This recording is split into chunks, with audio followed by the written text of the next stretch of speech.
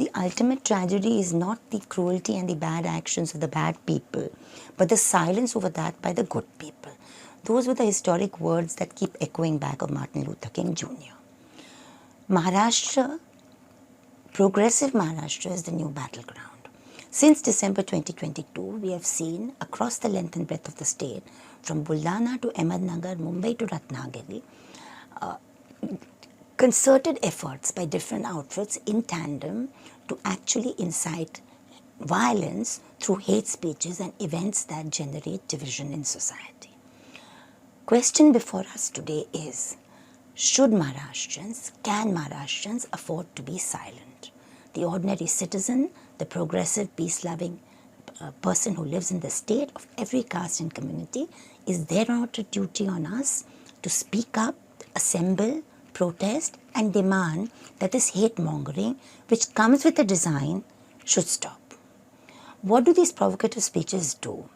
They actually create an atmosphere by which not just violence, which is the ultimate aim, but social discrimination is perpetrated against sections of our own people.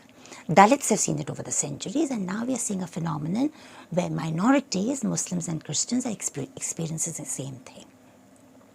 Who are these outfits who are involved in this since December? Names are varied, but they come with a single design.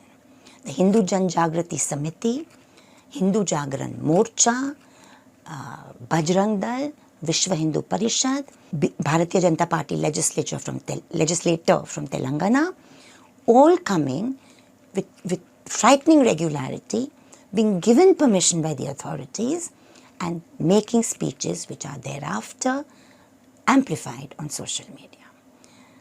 What should ordinary citizens do? Should we speak up and demand that such speeches stop? Should there be peace protests? Should there be communal harmony meetings? Should there be expressions of sisterhood and brotherhood in response to this divisive design?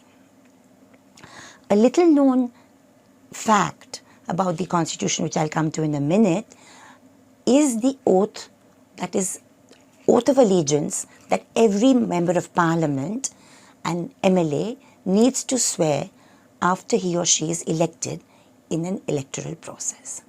Before that, it's worth pointing out that Maharashtra has bucked the national trend.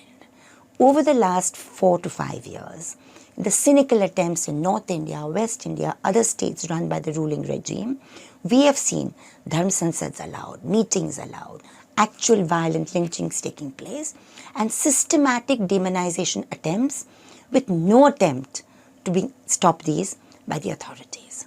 In fact, the Supreme Court at this point is hearing 3 petitions with regard to such hate speeches and hate events. And serious directives have been given. And we find police in many of these states are actually disregarding these directions of the apex court. Maharashtra has bucked the trend despite its communal past. We know that apart from 92-93, when the singeing fires following the Babri Masjid demolition touched our state, tore Bombay apart.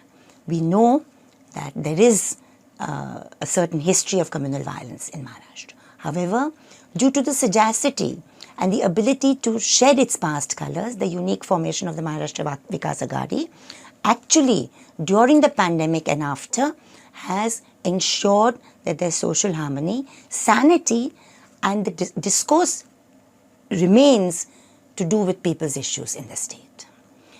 There is silence from New Delhi, which is not unexpected, but the stony silence from the newly elected, newly toppled government that has assumed power in June 2022 is extremely worrying.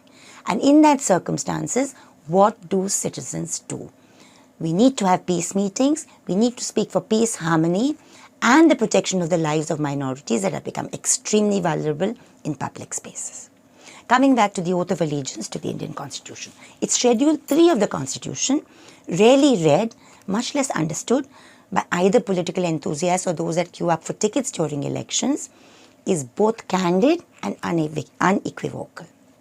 For a member of parliament and a minister who takes oath to the cabinet, This oath, which is laid out in the third schedules under Article 75.4, Article 19, Article 124.6, 148.2, 164.3, 188 and 219 of the Constitution, it is very, very straightforward.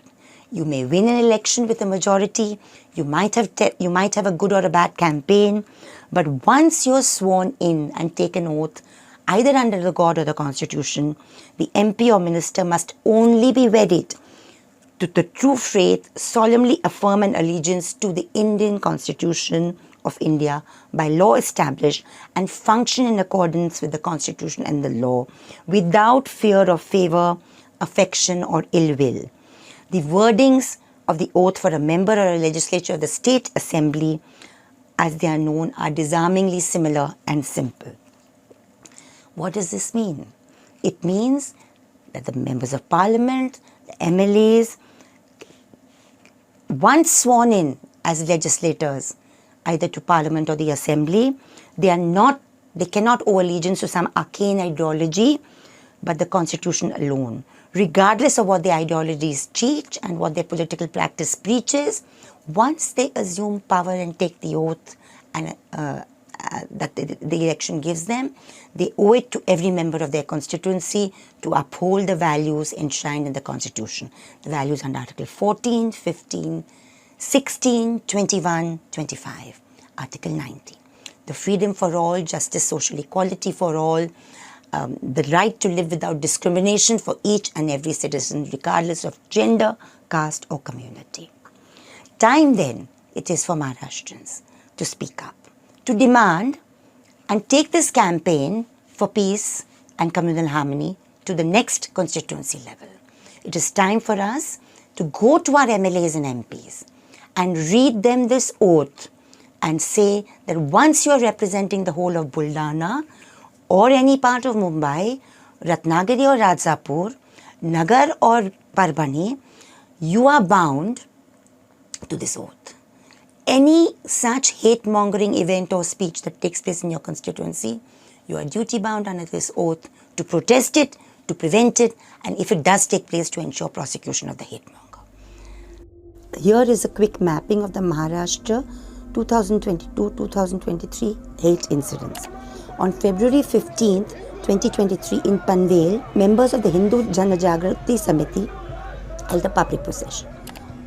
On February 19, 2023 in Latur, the Bharatiya Janata Party MLA from Telangana, T. Raja Singh, made explicit calls for violence.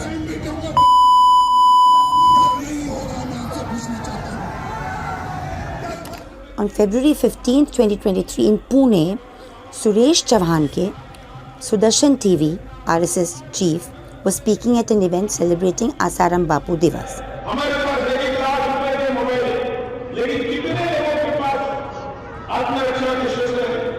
On February 14, 2023, Valentine's Day, Bajrang Dal members held a rally in Nagpur, Maharashtra, conducting a mass recitation of Hanuman Chalisa.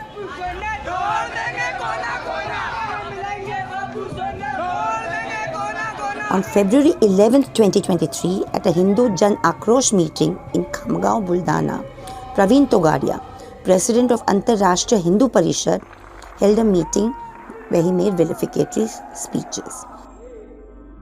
On February 12, 2023, members of Sakal Hindu Samaj assembled at a Ram Mandir in the RA colony in Mumbai, again to carry out a hate agenda. February 9, 2023, Kali Charan Maharaj again spoke at the Hindu Jan Jagrana Morcha meeting at Baramati, Pune.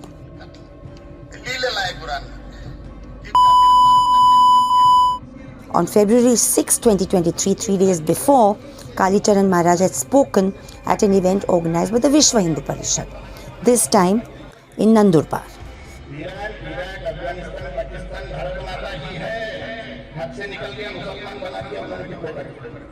On January 30, 2023, at Parbhani and in Mumbai, rallies were organized by the Sakal Hindu Samaj. On January 22, 2023, there was an event held at Nagar, Maharashtra, where Suresh Chauhanke delivered another anti-Muslim hate speech. कारण सुवरला काय मराठी समजत नाही म्हणून मध्ये मध्ये हिंदी पण बोला. On January 13, 2023, at Shaurya Path Sanchalan event held in Boisar, Maharashtra, again a senior Vishwa Hindu Parishad leader, Shankar Gaikar, made a hate speech.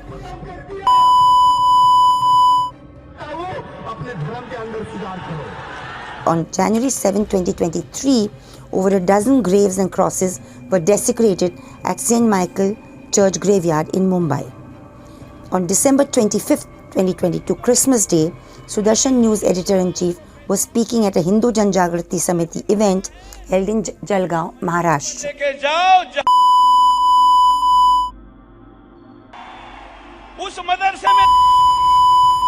On December 14th, 2022, the first such hate meeting, the Hindu Jan Akrosh Morcha held a meeting in Ahmednagar where the hate offender Kali Charan Maharaj entered Maharashtra for the first time.